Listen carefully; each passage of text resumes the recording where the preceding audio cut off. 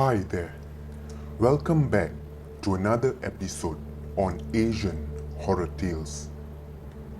On this episode, what I'm about to share with you is a true story of an incident that happened on one of the most haunted roads in Malaysia, the OLD Karak Road, approximately 5 decades ago, before the Karak Expressway Highway was built in 1974.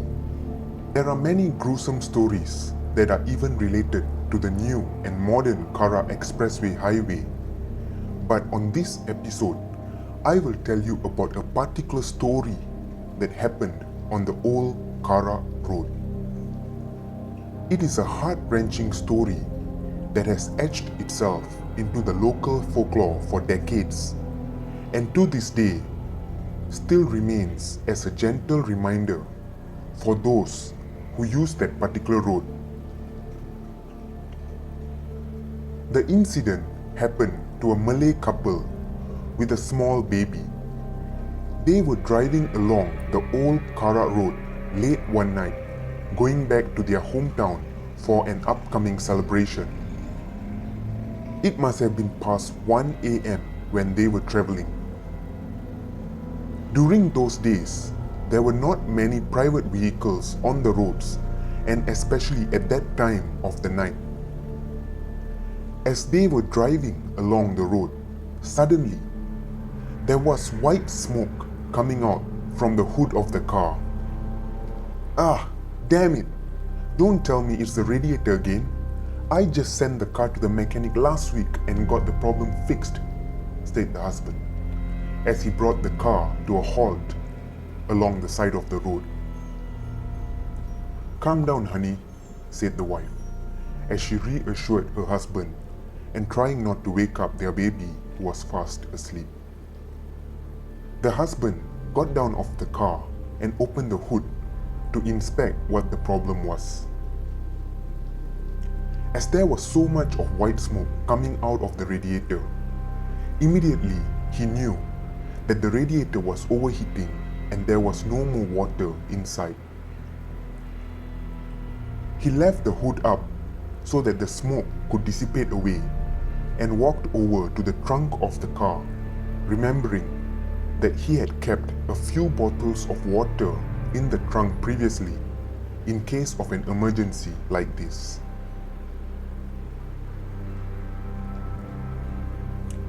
But to his surprise, there were only empty bottles in the trunk. Maybe he had just forgotten to fill them up, he thought to himself. Dismayed by his bad luck, he got back into the car. A few minutes passed by as both the husband and wife sat in the car pondering what to do next. There wasn't a single vehicle that had passed them in the last 20 to 30 minutes. The cold and chilly road was deserted. However, they were thankful that they had a little source of light coming from the nearest street light.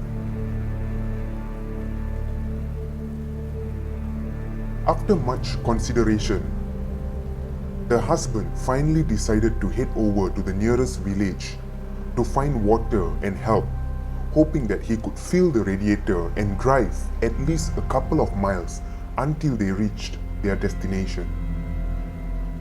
He reached out for a torchlight that he had in the glove box. "Roll up the windows, honey, and keep the door locked. I will be back as soon as possible once I have found help," he said.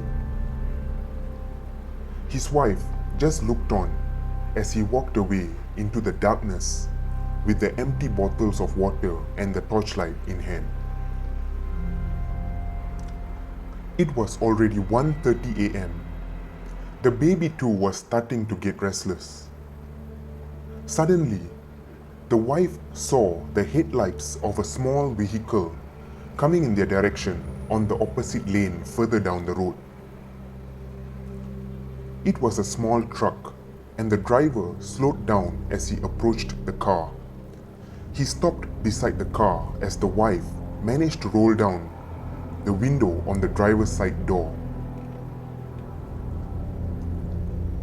"What happened, madam? Are you all right? How long have you been stranded here?" asked the lorry driver.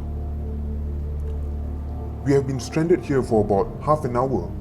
The car radiator is having problem and my husband has left to find help at the nearest village," she said. "I see. I did not see anyone along the road earlier as I drove by. It could be he has managed to ask someone for help. Do you want to follow me? I could drop you off at the nearest police station," he asked.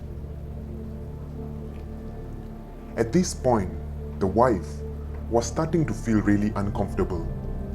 The lorry driver, despite offering his help, he was still a stranger. She was worried if he would harm her and the baby in any way. So, she decided to decline his help in a good manner. "Thank you so much, sir, for your kind help, but I think it would be best for me to wait here for my husband to come back. I feel he'll be back any moment now. However, if it is possible, can you please just put a word to the police officers at the nearest station, informing them about our situation?" she asked. "Okay, madam, I understand, and I'll inform the officers about your situation. In the meantime, please keep the doors locked and be safe," he said.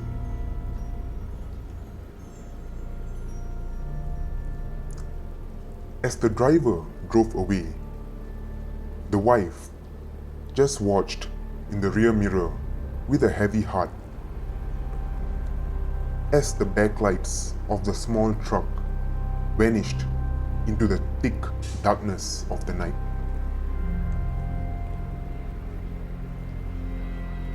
It was almost 2 a.m.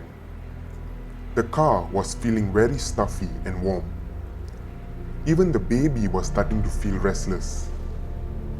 Suddenly, there was a loud bang on the roof of the car.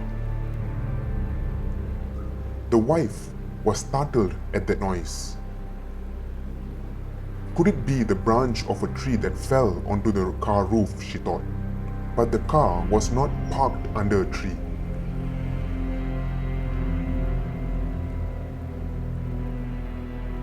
Then, there was no noise at all. The wife started to get worried as she looked around, as well as peering into the rear mirror. She did not see anything. Then, suddenly, the baby started crying. The strong cries broke the silence of the night. The mother carried up a baby and tried to calm down the baby. But the baby just kept crying and crying and crying.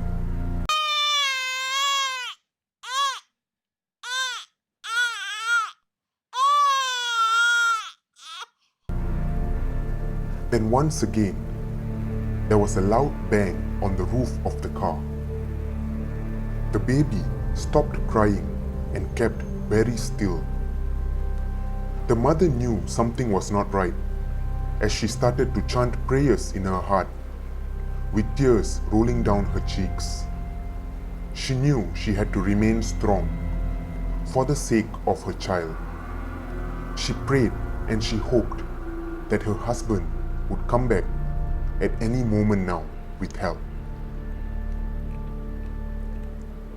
Just then, she noticed 2 police cars drove by.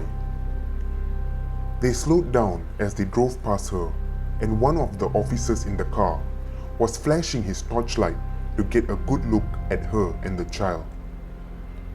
As she thought they would stop and help her, the police cars suddenly sped off. The wife was perplexed. Didn't they think they should stop and offer me any help, she thought. Then, she heard the shrieking brake of the police cars ahead. Apparently, The police cars had stopped under the street light close to 50 meters ahead. Then, she heard the policeman shouting at her in a hailer. "Get out of the car now, madam! Get out of the car now and run over to our car!"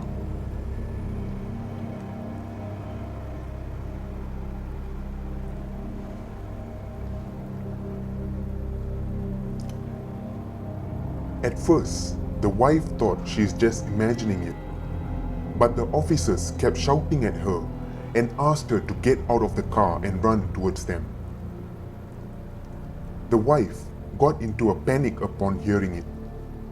Worried about her baby and her own safety, she grabbed her baby, got out of the car, and started running as fast as she could towards the policeman.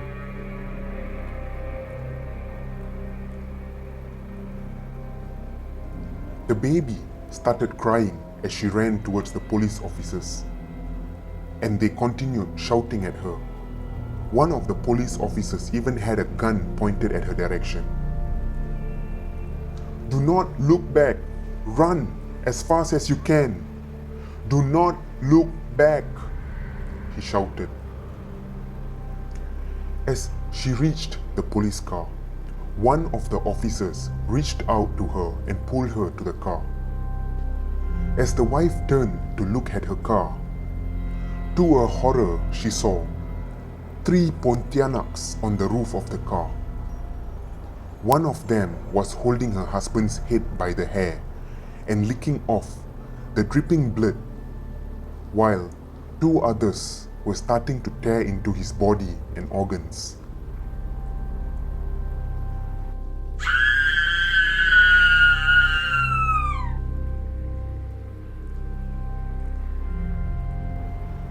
She let out a scream that to this day still haunts me, and I will never forget it for the rest of my life, said one of the police officers on a live radio interview. 4 policemen were said to have witnessed the incident. "We were all afraid. We just pulled the wife and child into the car and sped off to the next nearest police station. The safety of the mother and her child was our main priority. We then gathered the rest of the team and came back to the scene a few hours later," he said.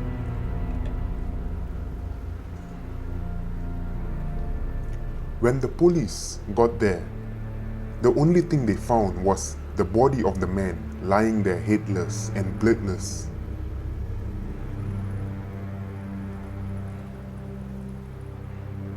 A thorough investigation was carried out. After the widow, the lorry driver, and the 4 police officers were interviewed, it was determined that there was no proof of foul play in this incident. This case was never closed. It was just locked away as a cold case file. If it wasn't for that lorry driver who came in to our station that night and informed us on the situation, we don't know if we could have even saved that lady and the child, he said in an interview as it ended. And that was how this story gained attention and became etched in Malaysian folklore over time.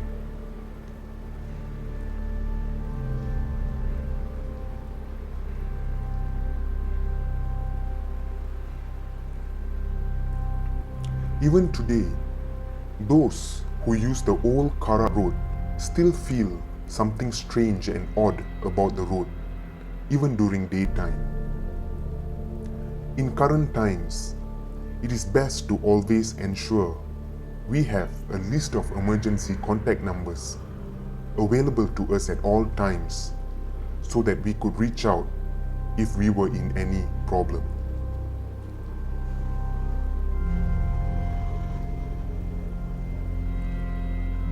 Till I see you again on another horrifying episode on Asian Horror Tales.